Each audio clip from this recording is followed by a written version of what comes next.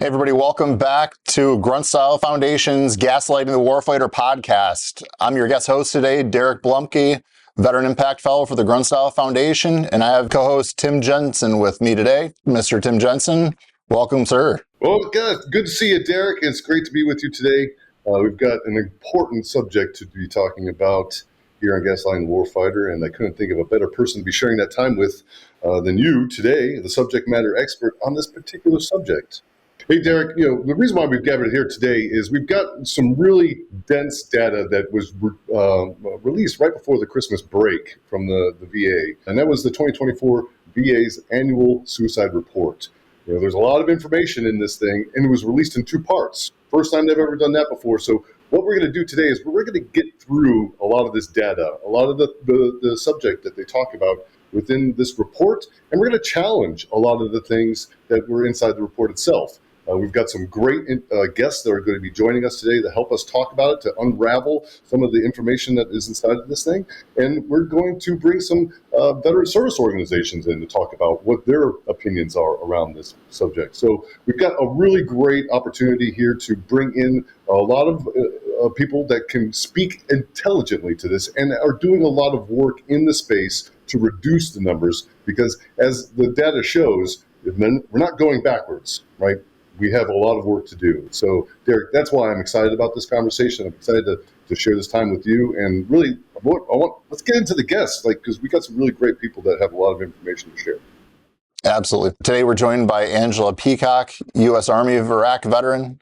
She is a deprescribing coach and expert, has degrees from Washington University in St. Louis, undergrad master's in social work, and has been working on the issue of overprescribing and safe deprescribing for about 10 years. And then we have Nick Palmisciano, founder of Ranger Up, Dieseljack Media, and U.S. Army infantry officer veteran.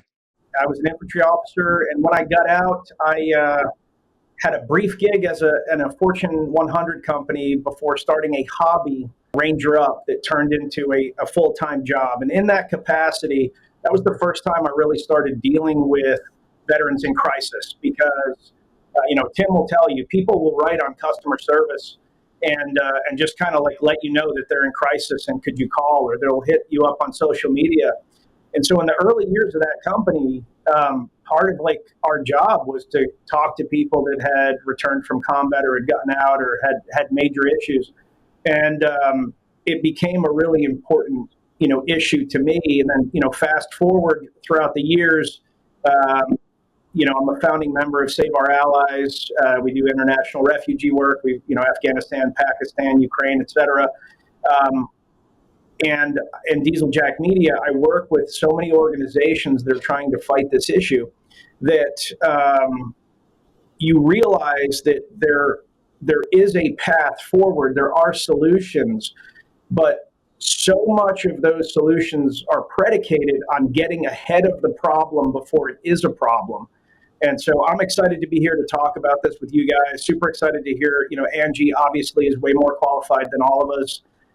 Derek, I know that this has been, your life's work in the last 10 years. And I do think, unlike a lot of people, I think it's a solvable problem. And I think we need to get the government to really integrate into these public-private partnerships so that we get the investment necessary to solve this.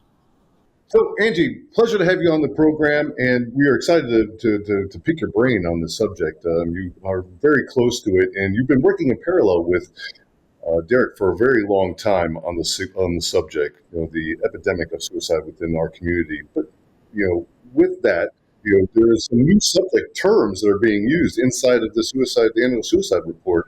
And I want to get some clarity on that. I think our audience deserves some clarity on it, because these terms are new. They don't have any context to it at all, and we're supposed to discern what that really means. So, there's, from the report itself, they're talking about a 29% increase in sedative use disorder.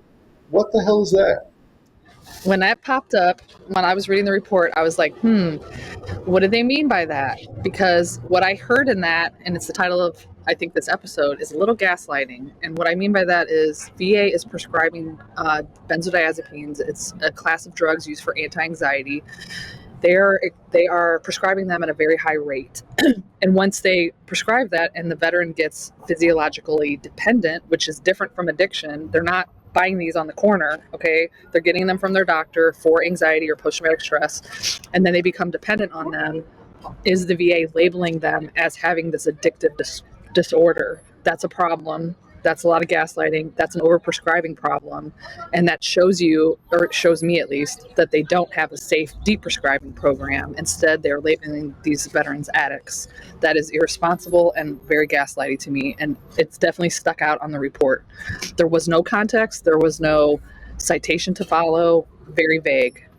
Right. And generally what we would normally see would be a footnote of some sort that's direct you to, hey, this is what we're talking about here. But there's none of that to be seen. And in fact, inside the entire report, both two volumes of this thing, there is no conversation of any sort of relationship between the veteran and the psychotropics that are being administered inside the system, which we know is nearly 70% of those inside the healthcare program right now. This is from the VA itself, are currently being prescribed psychotropics. Why are they obfuscating with this new classification and terminology, in your opinion, and not really just talking about it on its face value? To me, it's been missing for years. If we're going to talk about suicide prevention, but we leave out the role of medication, that is a problem. It's been a problem for years. It's like, let's look at the socioeconomic impact. Let's look at the means.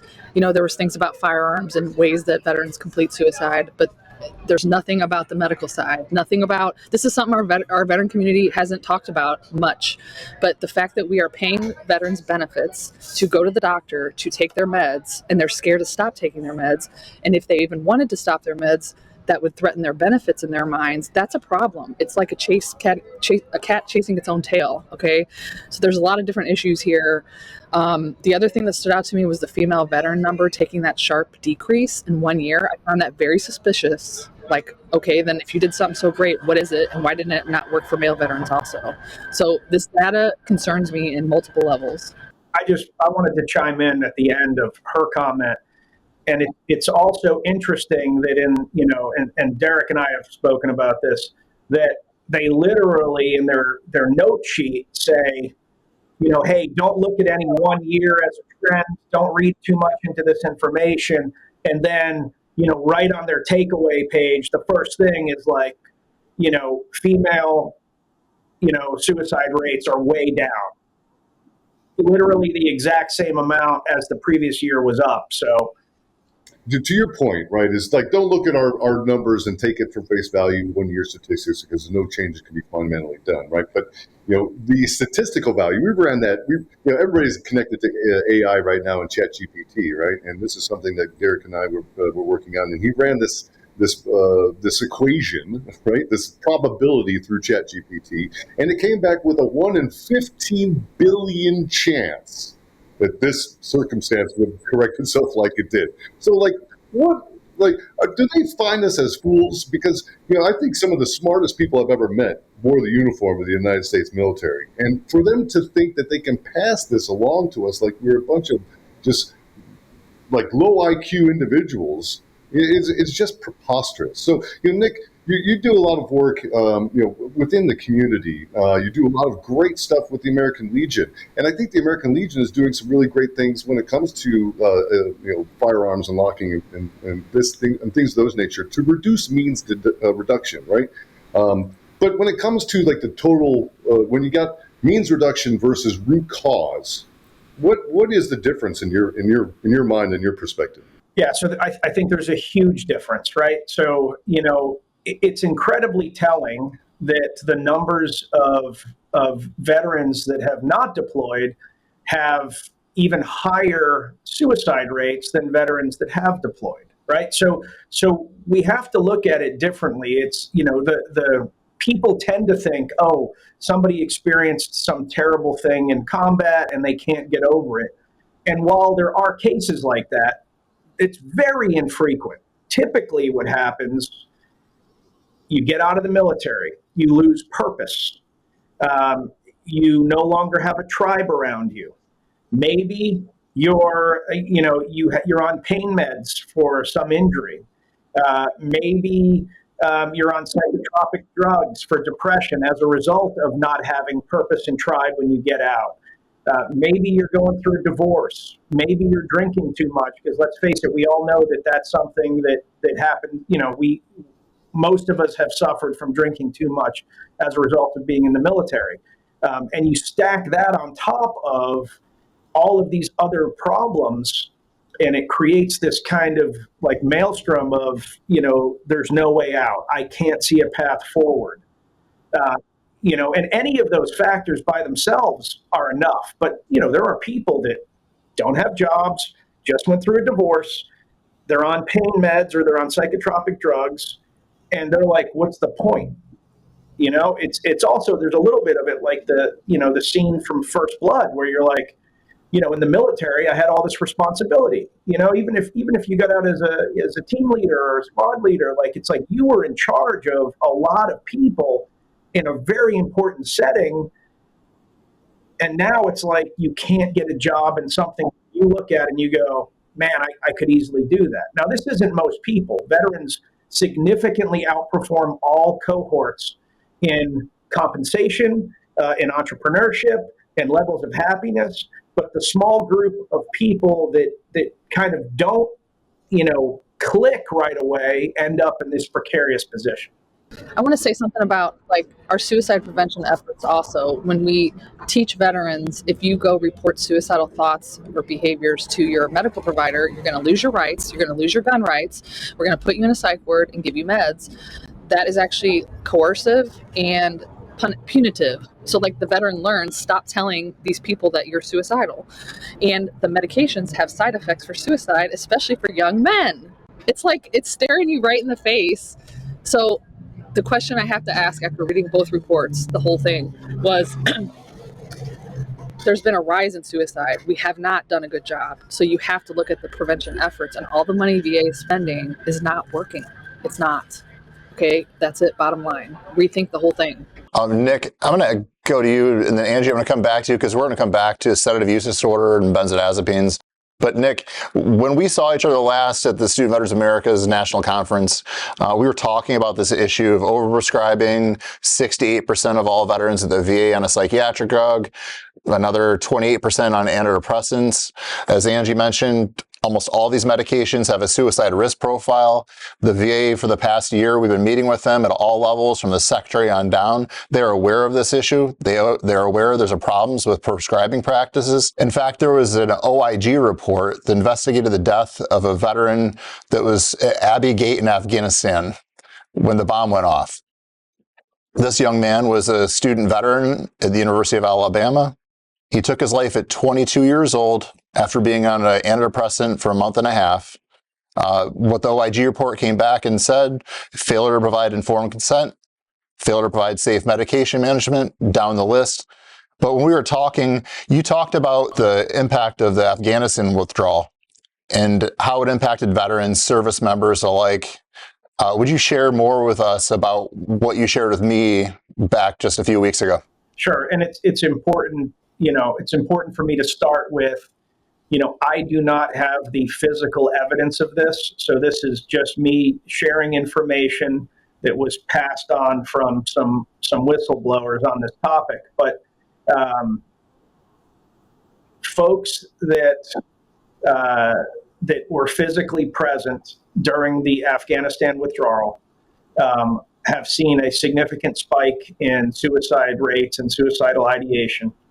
And allegedly, the specific suicide rate amongst Afghanistan veterans since the fall of Kabul has spiked somewhere near 50%. Now, I was told that the report was changed this year into multiple pieces, specifically so that it was harder to kind of pull that information out. Now, I can't speak to whether that's true because we don't actually have the real data. Even their data set, which I went through, doesn't have the level of specificity that I would expect. That being said, there's a lot of anecdotal evidence that that's the case. So that's deeply concerning, because if you don't understand the problem, if you're not willing to admit the problem, then there is no way to solve the problem. So when we were talking, you talked about that 50% increase. What aligns with what you just shared is in the 2023 VA suicide report, you can actually have a spike in suicides in the months following the withdrawal. And so in last year's report, they actually showed the weekly suicides in a line chart. And so you can see the spikes. And traditionally, annually, you'll see decreases coming through the fall, the winter months, and suicides will generally pick back up in the spring. So this spike was a total outlier with what we should be seeing with suicides of any population, certainly veterans. Yeah, to be honest, I look at it the same way as I look at 20 years of Afghanistan reporting from general officers.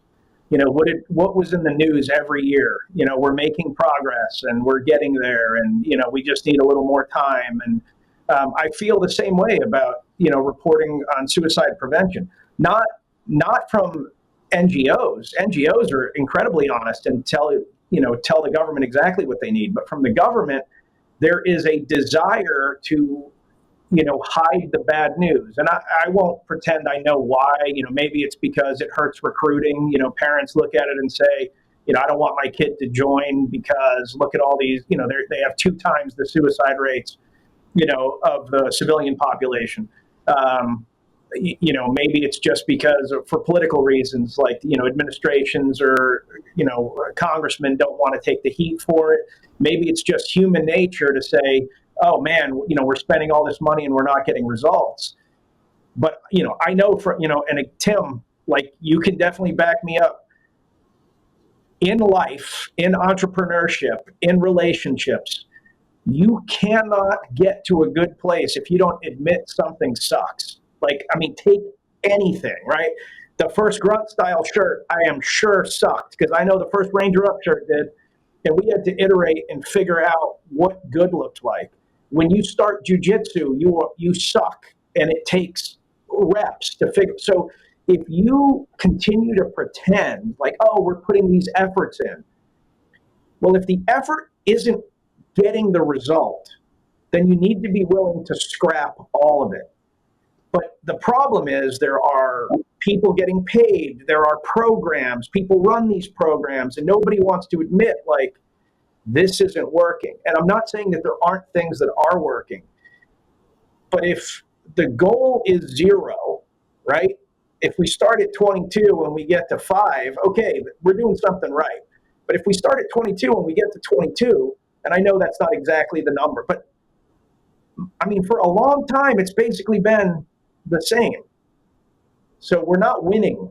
So let's be honest that we're not winning and figure out who's winning in tiny pockets and start replicating what they're doing, and at least be willing to try something new nonstop so that we start winning.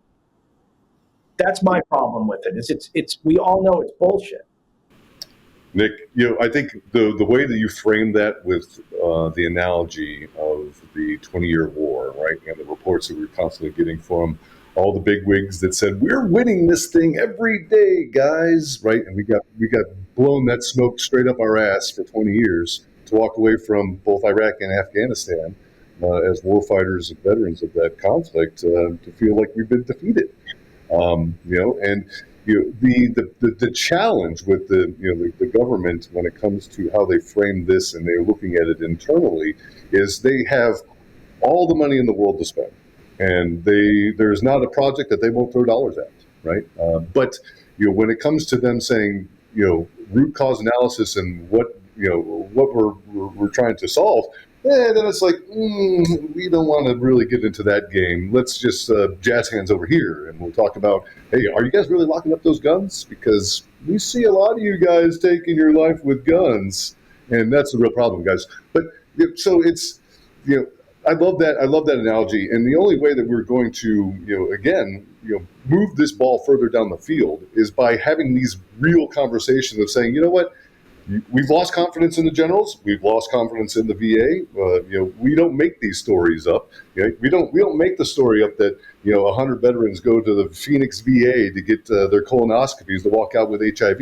We don't make those stories up, right? We don't make up the fact that 68% of our community is on psychotropics and suicide is through the roofs, and we find out that a majority of these people taking their lives are on psychotropics. We're not making that stuff up, but they want us to think that we are, and they want to gaslight us, hence the name of this program. But we want to gaslight the warfighter into believing that it's us, that we have some moral conflict injury, and that it will be fine. Just let's talk it out. And here's some psychotropics. You're going to be fine. You're going to be fine. And then 4 months later, you've got a barrel of a gun in your mouth, and you take your life. And that's unacceptable. So, Angie, earlier we talked about sedative use disorder, and the first time ever mention of any psychiatric drug in the suicide reports by the VA, they actually mentioned benzodiazepines, and that is the primary drug that you have with sedative use disorder. Could you talk a little bit about that? Well, as a person who was prescribed a benzo within VA for post-traumatic stress, I learned this the hard way, that coming off that class of drugs, you get suicidal thoughts as a withdrawal symptom, first of all. A couple other things. Any benzo exposure to post 9/11 veterans with PTSD or TBI increases their risk of suicide 2.4%. That's VA's own data. Okay. The second part is these guys and gals are getting physiological dependence. They're not being taken off safely. So when they get that suicidal ideation, it's not being recognized as a withdrawal effect. So then the veteran's suicidal again. And it's almost like incompetence to a great degree, that just the VA does not understand how strong these drugs are and you have to safely deprescribe, or you will increase the risk of suicide. It's also contraindicated in PTSD. It makes PTSD worse. It makes the veteran unable to get meaningful therapy to kind of work through their experiences. There's so much wrong with it. The U.S. Army even released a report that said it impacts impulse control. Do not give to active military. Okay, that's their data. I'm not making that up. But the thing that I want to say is that they slid it in there like they know they have a problem, but they're not willing to explain it. And it's almost like kind of sneaky, like the opiate crisis. Like, oh, we have a problem. Oops. But let's blame the veteran for the problem when we are the ones prescribing it. I totally agree with you. And it's shocking to me because I am not in any way, shape, or form an expert the way that you are. I'll just share something that is tangentially related. My daughter has junior myoclonic epilepsy. So every once in a while she has seizures. And what we have learned, as parents that have to deal with this issue, is that any time that you're taking a drug that affects the brain, you cannot just start it and stop it. There is a phase in and there is a phase out. And if she if she forgets to take one dose of one of these drugs, one dose, she can have a seizure like that, even after not having seizures for months or even over a year. And so she has alarms on her phone and the pill case. And so the fact that and she has relatively minor epilepsy relative to what other people have. So the fact that a much less powerful drug, we have to take all of those precautions. And we're thinking about that all the time. And our doctors are telling us about that.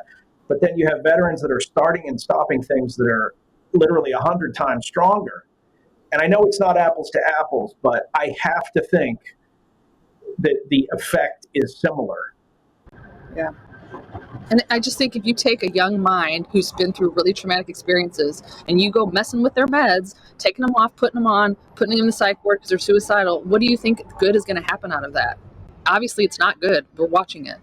So there needs to be, this is what I think is the base of the problem. This is all top down. This is VA telling veterans and organizations what to do about suicide. Why don't you listen to the veterans? Listen to the suicidal veterans. Ask them, why are you suicidal? What is going on in your life? Great. This is a great point, right? It's because this is a strategy, right? Because the way that the VA goes out and buys their medicine, it's a strategy, right? The way that they administer these medicines is a strategy, and that strategy comes down to, I don't know, let's take the position on trazodone, right? trazodone has a 62% plus or minus on its counter commercial partner Ambien in suicide uptake, right? So if you're taking trazodone, you have a 62% higher rate of suicide rather than taking Ambien. But the VA doesn't really give you Ambien. It has a great relationship with trazodone and will give you trazodone like it's free candy, like it's Pez, right? I was one of those individuals. I was on 250 milligrams of that stuff, and it's zombie stuff. It is a tranquilizer, right? And this stuff is dangerous. But that is just really the one example of it, and it's a personal example, anecdotal. But to the greater question of it all is, what is the strategy of how we're administrating these drugs to our community, right? Why do we go through hand the medicine first rather than something different? Because the VA tells us all the time that they're doing all these different alternative modalities, but we still are administering these drugs first thing. Angie, I'd love to hear your opinion on that. I mean, I've been thinking about this the whole podcast, that we're not going to get rid of psychiatric drugs, okay? And we're not here to say, like, all drugs are bad in all circumstances, okay? The VA is going to continue to use drugs. But the veterans not being educated about the high chance of suicide, it's a freaking side effect. We're not making that up. It's in the FDA pamphlet. There's research to back that, okay? If veterans are not provided with that information through informed consent, and the VA's deprescribing program is not researched, there is no, it's all up to clinical judgment, okay? So when I saw sedative use disorder, it's a sneaky way of saying, oops, we got these veterans addicted to benzos.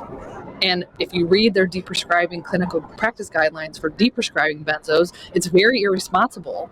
Okay, so you got to ask yourself, when you see that piece of data, why is there such a high, I think it was like 68% of veterans on benzos with that use disorder were having an increase in suicide. You got to ask yourself why. Is it our deprescribing guidelines instead of the veteran? So anyway, I don't think we're going to get rid of drugs. We just need more information. We need less switching. We need prescribers to understand that these are very risky drugs and they alter your brain, mood, and behavior. That's what they do. So then why are we surprised when they do that to a veteran and it ends in a poor way? There's enough evidence out there, okay? There just is. Yeah, Nick, same question to you. Like, you're a strategist, you're a business owner. What if you were the observer that uses the VA periodically? What is it that you see from a strategy perspective that, like, that's just a head scratcher? Yeah, I think the VA is overworked, and I think that is one root cause. I think that, like you annotated earlier, the VA has relationships with certain drug companies and not other companies. But I think it really just comes back to the fundamental thing is you have to be able to question everything. When you're talking about science, science is the idea that we constantly ask questions, perform tests, and iterate in order to get better and better answers. So nobody is saying that there is no situation where drugs should be prescribed. However, if I walked into a clinic and I told somebody I have suicidal ideation and they gave me a drug that increased my chances of taking my own life by 62%, and that wasn't made clear to me, that is a real problem. Like that, now we're talking about, did you just load the gun? Am I like, hey, I don't want to have this gun because I'm thinking about killing myself. And you're like, well, maybe if you hold it loaded, you'll feel better. Like, that's a problem. Yes, you would. It'll make your life better. To talk about the trazodone, as Tim, you brought it up, Angie, you kind of brought more out of that conversation, is what I have a problem with is that the VA has known this. This is the VA's own study that there is a 62% higher suicide attempt rate for those on trazodone versus Zolpidem or Ambien. The biggest problem I have with this is that I had a meeting with a senior leader at the VA last year, over a year and a half ago now, and that individual talked about trazodone and that issue, and that there was 364,000 veterans on trazodone. And where I have a problem with this is they're aware of this, they know this problem exists, and they're failing to discuss the suicide risk of a medication, which they have studies on that the VA did, that they're not putting in the annual suicide report. Yep, I think that's a great point, Derek. And I think the real question that we should be asking the VA and on data that they should be providing us is, hey, all right, we have a prescribing strategy for these medicines. Fantastic. Show us the data on how long these veterans are, or these patients are on these medications. And that will be clear as day what the situation really is. Well, one more. When it comes to these SSRIs, it's in and out. That is how they're supposed to be prescribed. But what we're seeing is 3 years of exposure on these things, and that's not how these things are supposed to be going. And I don't know, is there a correlation between overexposure of these things and suicidal ideations? Quick note, and then I kick to Angie on this exactly. So with benzodiazepines, there's a study from the VA showing that those veterans with PTSD who were prescribed a benzodiazepine were prescribed for, I think 73% of them were prescribed them for more than a month at a time. That's not supposed to happen. I'm meeting veterans who have been on benzos prescribed by the VA for years. In 2025, in a time when we already know these drugs have major dependency and withdrawal issues. So Angie, could you talk a bit more about that? Well, in 2019, I did a VFW SVA fellowship on benzos and polypharmacy in the post 9/11 generation. And I pulled data from VA mental health, and there was 8 million prescriptions for the year of 2019 that were over 30-day prescriptions. That's not 8 million veterans. That's like repeated 30-day prescriptions, okay? So they have the data. The other piece of data I'd like to see that Tim hinted at, look at their deprescribing program, follow those veterans out. What were the outcomes of these prescriptions and the way, like what happened to these veterans that are being prescribed these meds? Look at the healthcare utilization. We have the best database in the world. Right. Watch these veterans over time, because listen, Tim, like you said before we got on, we are warfighters. We are the smartest, fastest, most creative people on the planet, and you're making everybody mentally ill and killing themselves. What the fuck is going on? That's also the data that I want would to see love it. to Follow see. these veterans over their lifetime. Show me. Yeah, you've prescribed this. Has this improved outcomes, or have the outcomes become worse? And again, this is where, like, I'm not a conspiracy theory guy, but this is where I do start questioning, money. I mean, because if there's an organization I do not trust, it's Big Pharma. It is, the desire to make money off of these drugs without really having to prove over time that there's efficacy. Not that it's not dangerous on whatever scale the FDA has, but just that you're actually solving the problem. Because if the problem isn't being solved, then why increase the risk factor?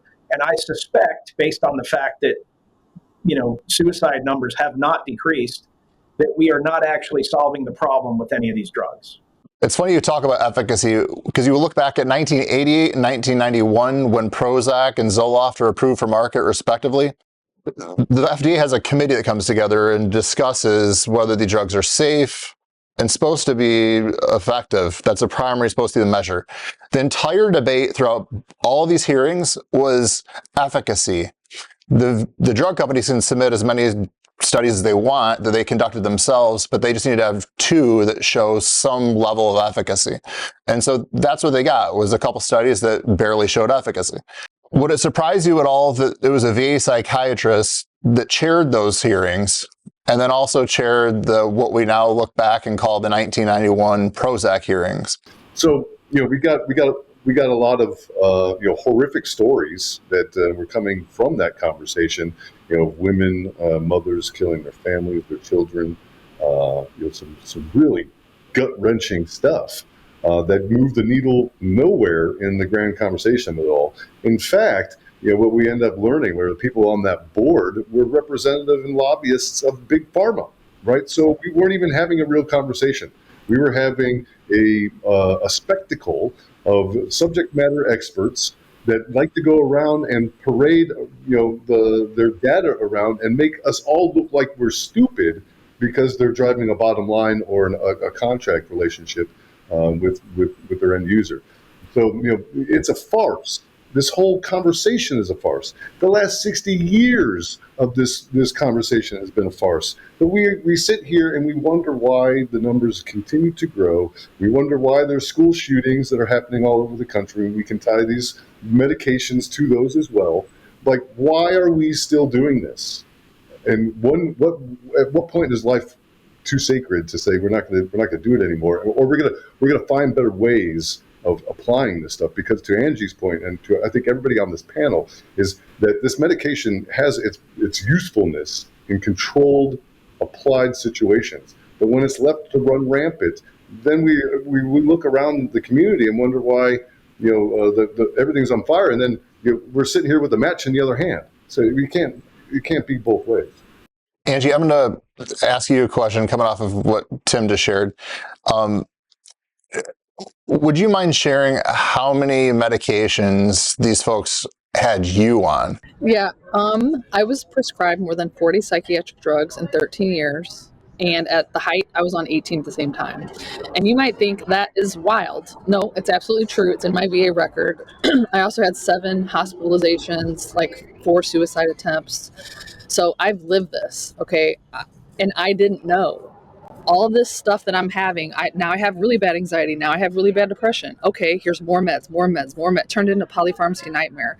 Polypharmacy is a huge problem in VA. They don't study drugs in combination over the long term. Nobody knows what that does. Okay, so the point I wanted to make listening to Tim was there's micro gaslighting and macro gaslighting here. The micro is it's in the research that these drugs can increase suicide risk for young people. Okay, I don't think drugs are smart and they stop at age 24. Okay, they just don't work like that. They can make anybody suicidal at any time. I experienced it myself.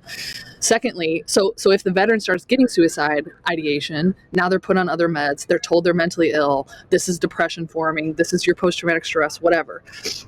That's happening. The drug is worsening the veteran's condition. Then you have the macro gaslighting with, we're going to ignore the meds that even exist or have anything to do with our suicide prevention efforts. These are just a group of mentally ill veterans. That's what's happening. They're just suicidal because of what they've been through. You see what I'm saying? How slick it is? Like, we can just blame the veteran for everything, blame their mental illness for everything. We don't have to take responsibility for what we are treating them with. That's bullshit. It's in their research. Yeah. I'll one of the impetuses of this conversation, right, and where it began on my side was a few years back. My one of my dear friends that I went to Iraq with, went to the VA, and I've shared this story with a lot of people. Went to the VA for smoking cessation because they market smoking cessation, right? But because of the lack of informed consent and the conversation that was being had, or that should have been had, I'm like, hey. And we're going to give you Wellbutrin because that's what we're administering for smoking cessation. It has these great principles and properties to make you quit smoking. But we're not going to talk to you about all the other psychomeds that you're on and the interactions that happen there. And within 4 months, my friend killed himself in the house of his family, with his family upstairs. That is unacceptable. Like, this man was a businessman in the city of Chicago, had an incredible business, family, well set, and had no mental health issues that were just what we would normally find amongst the rank and file. He went there for smoking cessation and was put on these medicines and ended up killing himself. So this is the danger that we're talking about. It could be something as simple as going in for smoking cessation and you get access or exposure to this, or it could be that, hey, I'm going to the VA because I need some real help because I'm losing control of my faculties and my agency, and I need those conversations, and I need that exposure. So it can happen all in between, and that's really the dangers of this and why we need to have this more robust conversation. So the hopes of what we're doing here with this programming is to get it more comfortable that we can have these conversations in groups and have a bigger conversation on the national level so that we can influence change, and that's what really we all have a responsibility of doing. Thanks, Tim. So, Angie, you talked about how many medications you'd been prescribed at a single time, 18, which is absolutely absurd and insane for anyone listening to this. So the VA has a polypharmacy dashboard internally. So they actually are tracking and flagging when veterans are on these big drug cocktails. So they're actually seeing this. Nick, how do you feel knowing that the VA has an internal dashboard, knowing that they know there's an increased risk for negative outcomes for people on multiple drugs at a time, polypharma is what they call it, and it's not appearing in the suicide report? Yeah, I have major concerns with that. And I am not a person that thinks that the rank and file at the VA are trying to do anything other than a good job. I think, there are definitely terrible folks at the VA, just like there are terrible folks everywhere. But I think most people are at the VA because they're trying to help veterans.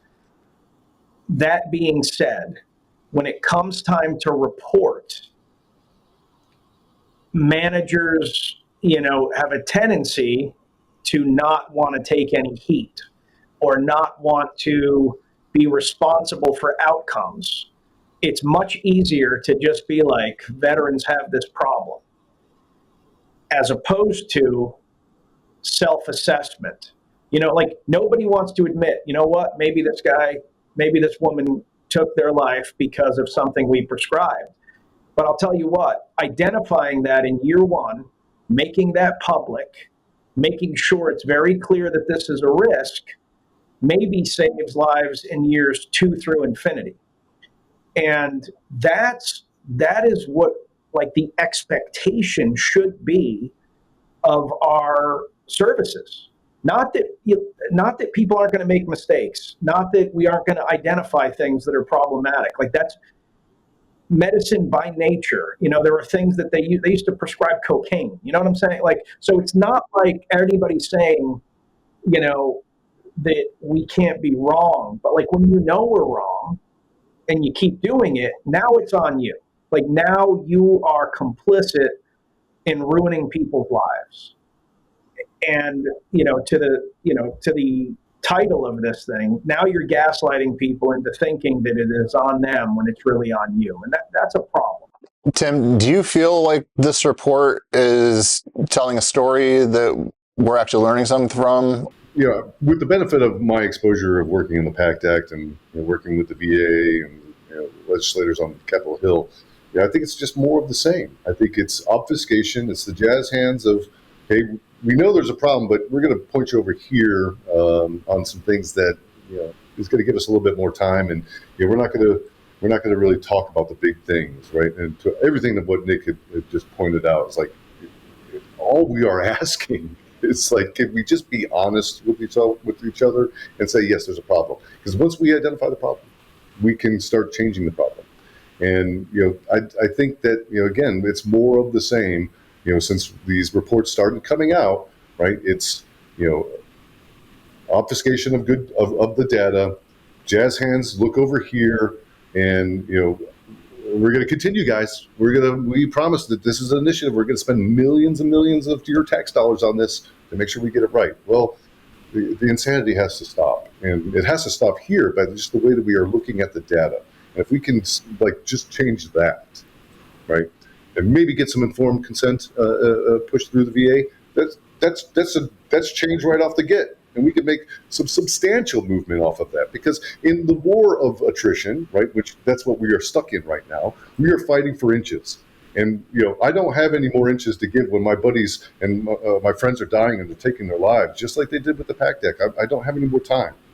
We don't have any more time, and we can use our resources to do better and put the pressure where the pressure needs to be. And just have honest conversations with those people that are in the positions to make those change. So that's what I think is happening. That's why I think that we can go and we can use these conversations and platforms all across the veteran community to leverage that to make the change that is necessary. That's how we do this. That's how we got the PACT Act done, by bringing all these people to the conversation and leveraging that strength and say, we're in charge of our own healthcare. You're not going to dictate to us what that is. This is our facility. This is for veterans. This is our healthcare. Let's take control of that. I'd like to ask all of you, we have the confirmation hearing coming up for former Congressman Doug Collins to be the VA secretary. It's supposed to be on the 14th. Now it's pushed back to the 21st. If there was a message to the incoming VA secretary, what would that message be? And we'll start with Angie, if you would.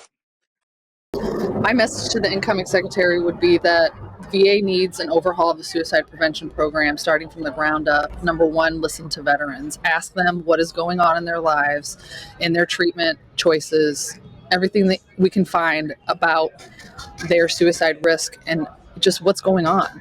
Also, I'd like to see the legislation passed from Senator McCain back from 2016 about a 5-year forensic examination of all veterans who have died and why. Like, go back and look, what treatment did they get? What treatment did they not get? Let's find some data. We have money for that. Then I would like to see veterans being informed by teaching them how to read the pamphlet of the drugs that they are taking and giving them choice. There is other choices besides medications for post-traumatic stress and TBI. There are thousands of other treatments. That would be my top 3 priorities. Cool. Thanks a lot, Angie. Nick? Yeah, I mean, I think for me, it's a lot simpler. It is the idea that as the VA secretary, which I think is one of the most important secretary positions, he should be coming into this with the idea that honesty and iteration and assessment are at the top of the list. What is working? What is not working? And do not try to protect what is not working in order to, keep funding for certain areas, help certain lobbies, not make certain congressmen look bad. I'm sure there's all kinds of pressures that we can't comprehend coming into these secretary positions. But if somebody was like, Nick, this is your job, my entire goal would be, what is the ground truth of what we're doing? Because in any organization, if you don't truthfully assess what is good, what is bad, you cannot improve. What do we do at the end of every military exercise? We do an AAR, right? An after action review. What is it that we did well? What is it that we did poorly? And what I keep seeing coming out of the VA is we've done these things well and no discussion of what they've done poorly. I mean, that's impossible because, I've been an entrepreneur for a long time. Every day I screw something up and have to self-assess or have to talk through it with, my teams and get better.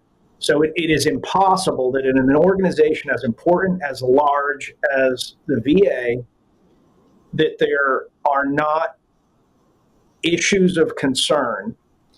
And it is worrisome to me that these issues are never really public. It's always the VA defending themselves from criticism. And I get that. I understand that these people are working very hard and that we are probably unrealistic in our expectations of what any organization can do. That being said, it would be much easier for me to stomach some of these defenses if it was like, hey, we did screw this up. And here are the steps we've taken to fix this. But doing that before a spotlight is shined on it from thousands of veterans applying pressure and Jon Stewart and, it should not be that. It should be the organization should always be trying to self-assess and improve publicly. And I've never seen that from the VA. And to me, that is the thing that I think would drive success by that organization faster than anything else. Thanks, Nick. So, Tim, we met with VA Secretary McDonough back in March. We outlined a series of requests, signatory informed consent, basically have real conversations between the patient and the doctor on what the risks and efficacy of the medications or treatments they're being prescribed or given are going to be. Retraining of the entire VA mental health workforce, prescribers, mental health clinicians on the risks and efficacy of medications. Reform deprescribing guidelines, because we know, as Angie mentioned, we're getting folks off these drugs too quickly after they've been on them long periods of time. What other message would you like to send the incoming VA Secretary, Doug Collins? Yeah, yeah, absolutely. First I want to say, thank you to Angie and Nick for joining us on this really, really important conversation. I can't think of two better individuals to share this platform with to talk about these important subjects, right? These are real things that It's not the fancy stuff, it's not the funny stuff, but it's the important stuff. And when it comes to Doug Collins, and I think what we have the momentum going forward, right, is that he should continue to build off of what McDonough has put together. I am a big fan of McDonough. I think that he has done an incredible job of trying to wrangle this thing that is the VA together in ways that other secretaries have not done in the years. And that's not to speak badly of any of those secretaries. That's a monumentally difficult job. It's a huge organization. It's huge, right? And it's the largest healthcare system in all of America. So, with that being said, Mr. Collins, Honorable Doug Collins, I would say, take what he has done there and continue to build on that success. Learn to Nick's point, right? You're a former military individual, as I understand it myself, yourself. So, do the AAR of what worked and what hasn't worked under McDonough's leadership. And the second thing I would say is get into the trenches with the veterans that are fighting for their own work and their own health. Right? There are so many great organizations that are on the ground doing so many great things. Listen to them. They're the experts because they are addressing the problem at ground level. They're not addressing it from an office on Saks Avenue. They're not addressing it from a data center in Phoenix. They're doing it on the ground, and they're addressing those needs in ways that are faster than the government can ever do. And you should listen to those people. Bring them in because they have a mountain of experience and knowledge that could help you, sir, make a better decision on the direction that we need to take this thing. And there is a lot of support. There are a lot of people eager to give that hand. That would be my message. Thanks a lot, Tim. So, Angie, Nick, we can't thank you both enough. Tim and I are honored to have you both with us today. We're having these really great conversations, really looking at this issue, talking about things the rest of the community really isn't addressing. I mean, I still find it fascinating that a foundation that's a spinoff of a t-shirt company is the lead organization talking about addressing this. But I'm just glad this conversation is being had and proud to be part of it. So thank you both for joining us today. We're excited to be working with you going forward and proud to be partners and friends in this fight to make sure our friends get to live the successful and happy lives that they deserve. So thank you both. Thanks for having me. Thanks for having us. This has been Gaslighting the Warfighter. The Grunt Foundation continues fighting for those who have served. Support our mission at gruntstylefoundation.org/donate. Stay strong, stay vigilant, and keep moving forward with purpose.